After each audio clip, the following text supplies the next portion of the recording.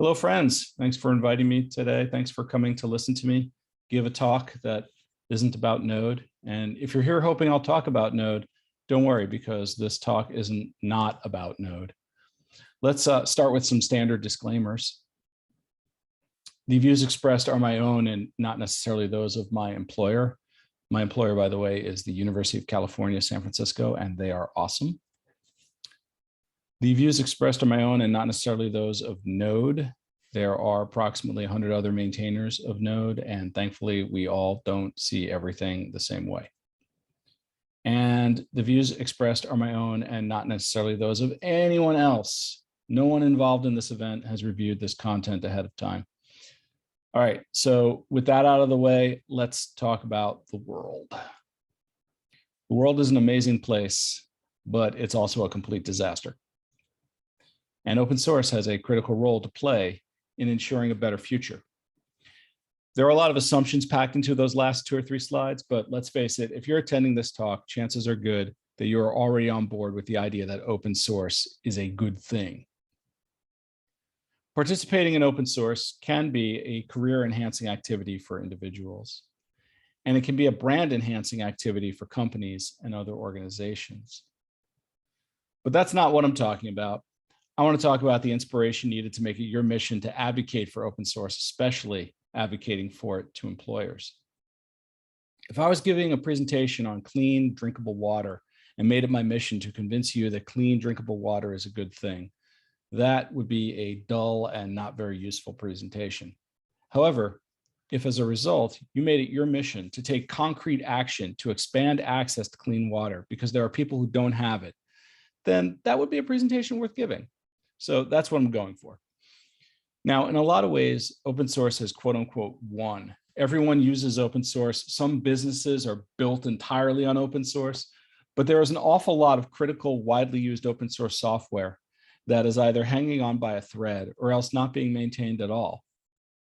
Given that, it's worth thinking about the very large impact open source has and compare it with the even larger and more significant impact it could have. We should think about who benefits from open source and why. And we should think about what we can do to make the world a little bit better. In other words, why does open source matter? Or more provocatively, who cares about open source anyway? Before I go any further, I want to acknowledge that there is some pretension going on here. I'm a guy who writes code and does a few other things pretty well. My homemade pizzas are pretty good, but there's no reason to think that pizza making skills translate into insights into how the world works or how it should work. I'm being given this platform because I'm a prominent maintainer of Node and because I have a track record of giving some pretty decent talks, or at least making them kind of funny. So while I'm not completely uninformed, it's also true that maintaining Node doesn't mean I know how the open source world should work. That said, let me tell you how the open source world should work. Let's start with, what does open source hope to achieve? The term open source was created to make a distinction from the earlier term free software. You've probably heard the phrase free as in freedom, not free as in beer. And at least as far as I know, that phrase came to exist to explain the free in free software. Spanish and probably most other languages have different commonly used words for free as in freedoms versus free as in cost nothing, and that's awesome. English uses the same word for both, and that sucks. Anyway, the free software folks have a list of software freedoms. There's the freedom to run the software as you wish for any purpose. There's the freedom to study how the software works and change it. There's the freedom to give the software away to others. And there's the freedom to distribute copies of your modified software. To most of us, that sure sounds like open source software. And it may be hard to imagine it today, but there was a huge rift between the free software people and the open source people. And the rift was ideological. Open source came into being to describe free software's development methodology without also implying all of free software's ideology. It was believed, correctly it seems, that the methodology of free software could be attractive to business if it was separate from, for example, the idea that proprietary software was inherently unethical. To proponents of free software, distributing software freely is an ethical concern. It promotes sharing and cooperation, and as our lives are increasingly digital, the idea is that freedoms in software promote freedom and justice in general. But for better or for worse, most people don't distinguish between the terms free software and open source. I know I often don't. In practice, the two describe nearly the same sets of software. And yet, when people talk about open source, they often end up almost accidentally including ideology. Open source, as we know it today, has at least a vague ideology, or at least that's how it seems to me. For example, open source culture has evolved to incorporate a code of ethics. It may not be universal within open source, but it does predominate. There are norms. For example, attempts to include a code of conduct in a software project just a few years ago would often face fierce resistance. Maybe I'm in a bubble, but I don't think you tend to hear about that sort of opposition much anymore. Inclusion of, or at least non-opposition to, a code of conduct is now an open source norm.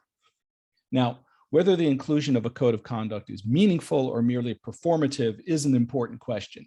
I think a lot of people don't think about why they're using a code of conduct and what sorts of things they're trying to achieve. Is it just so that everyone will hopefully collaborate a little better and be a little nicer to each other? Is it to support and assist otherwise underrepresented populations? And so on. These are questions that need to be explored in more time than I have here today. But even if we accept that these norms are acted upon thoughtfully by everyone, the reality is that open source doesn't always work as advertised. And it's up to all of us as open source users and hopefully contributors to do something about it. You and everyone you know, whether they realize it or not, are open source users. So you and everyone you know, basically everyone, whether they realize it or not, have a stake in all of this. Now, everyone is a lot of people, which brings up the saying you may have heard that with enough eyes, all bugs are shallow. The idea is that if your source code is available to the world, then users will be looking at it. They will find bugs. And if it's open source, a lot of people will be working on the code, and the bugs will therefore be easily fixed. This is indeed how it works out sometimes. There are studies that have shown that active open source projects release patches faster than proprietary software, for example. However, the lots of eyes thing is not how it always works out. In 2014, one of the most catastrophic bugs in the history of the web was disclosed. It was called Heartbleed, and it had existed in the OpenSSL project for over 2 years. Heartbleed allowed attackers to see encrypted web traffic as if it was not encrypted for 2 years. This is disastrous for all sorts of applications, from e-commerce to basically everything. Now, about 2/3 of the web servers on the internet ran OpenSSL at the time, and I doubt that percentage has declined very much. And actually, I guess it's gone up since then. But anyway, as you might guess from its name, OpenSSL is open source software. It turns out that even though OpenSSL was and is one of the most widely used open source software packages out there, and even though it was and is very complicated software that underpinned basically the entire web, OpenSSL had a very small team of people working on it, and only one of them was working on it full time. And I bet that one developer was very burned out. OpenSSL is now supported by the Linux Foundation, which means indirectly funded by corporations, and they are in a better place. So in a way, hooray, the story has a happy ending. But there was a catastrophic failure. The people who wrote and maintain OpenSSL are very smart and very good at what they do. Cryptography software requires significant skill, and you usually don't end up on 2/3 of the world's web servers by doing a terrible job. But they were enormously under-resourced. They weren't and aren't getting famous or wealthy, even though their software was and is being used to make a lot of other people a lot of money. And then this bug happened. The whole Heartbleed thing is worth a talk all by itself. There are a lot of lessons to take from it. The OpenSSL team was and is amazing, and yet it also managed to be responsible for one of the most serious bugs in the history of the internet. That is, in part, due to the popularity of OpenSSL. The bug was serious because OpenSSL was so widely deployed. The moral of the Heartbleed story is usually framed as sustainability or something like that. The tragedy of the commons and the need for more resources to go to open source projects and all that. And I agree, but there's something that sometimes goes unsaid. Years of experience has taught me that while a lot of open source software is buggy, proprietary software is also incredibly buggy. But you can't do anything about it other than wait for the proprietor to tell you what to do. At least with open source, you can evaluate a patch and apply it yourself, for example. In short, Heartbleed doesn't show the weakness in open source. Instead, it shows that maybe we need to recommit to those ideological things a bit more. If there's going to be bugs like Heartbleed, and there's going to be bugs like Heartbleed, isn't it better to be able to have the freedom to modify the code to fix it rather than being at the mercy of a vendor to deliver a patch? Let's move on from code to culture. It's sometimes suggested that open source levels the playing field. In other words, it provides an equal opportunity for everyone to get involved, contribute, participate, succeed. There's some truth to that, but there's also another way to look at it. Anyone is welcome to volunteer their free time and do a bunch of hard work for no direct monetary reward. That sure sounds like the kind of thing that people who already have lots of advantages are likely to be able to do. Now, it was popular a few years ago to suggest to people that GitHub was their resume.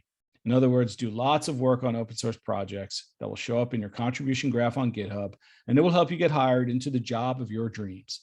And this can work because some people, excuse me, this can work because some people will look at your GitHub profile when making recruiting and hiring decisions.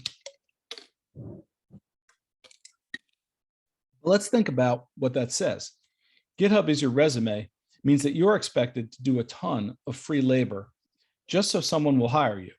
That's fine for people with the time and the resources to donate, but that's usually the people who already have a ton of advantages. The first few years of my involvement in Node, I was often pointed to as someone who managed to contribute a lot, but didn't get paid to work on Node. A friend called me the hardest working meatbag in Node. At the time, that was a badge of pride for me. Looking back, I see it as an indication of the advantages I had and continue to have. Let's move from individuals to corporations. Some tech giants have negligible participation in open source despite having built their business and essential services on open source software. Some go so far as to make it nearly impossible for their employees to participate in open source, even outside of their work time, I guess due to concerns that the company's intellectual property will be given away. Others have reputations for being hostile to open source, but actually do more to support open source foundations and open source work than their competitors.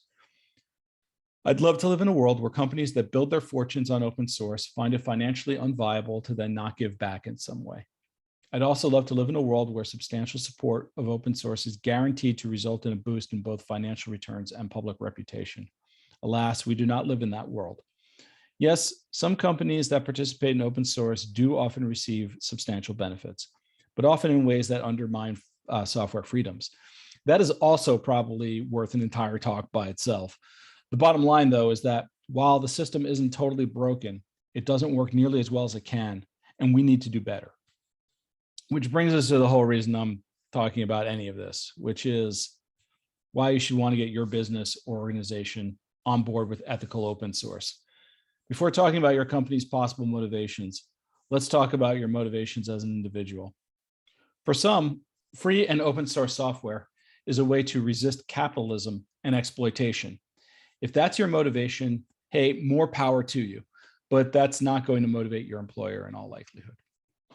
I talked before about how open source doesn't always level the playing field when it comes to individuals, but that was talking about a level playing field for involvement as contributors. I think open source is more successful at leveling the playing field for consumers of software.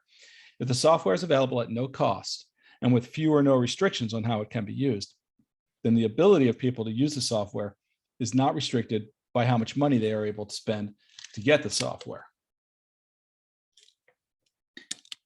This is true even if the consumer is an organization rather than an individual. Excuse me again. At the university where I work, the software we use to deliver our courses to students online is open source. A lot of our peer institutions, the universities that we consider competitors and that we constantly compare ourselves to as a benchmark for how we're doing, many of those institutions don't use open source solutions for delivery of online courses. And I think that's wrong, and I want to talk about why. The institutions I'm talking about are elite American medical and health schools. They have more money and resources than the typical university. If these institutions use and contribute to open source solutions for these sorts of things, the open source solutions will be viable, full-featured solutions. If the open source solutions are not robust and feature-rich, then wealthy universities will use proprietary software to deliver courses. And the universities that can't afford the proprietary software will have to settle for a substandard pedagogical experience for their instructors and learners. And these universities with smaller budgets are in all likelihood the universities attended by students who also have smaller budgets.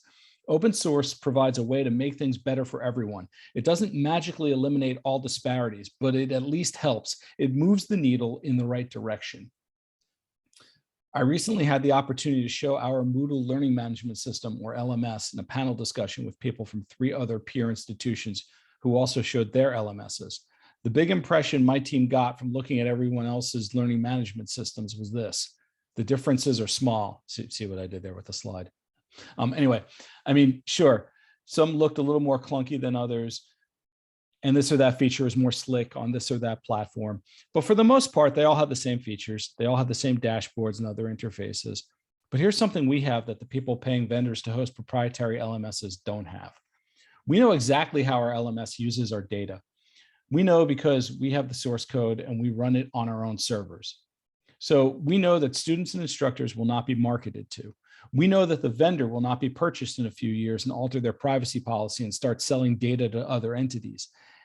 And these are things other universities, even the private ones, care about.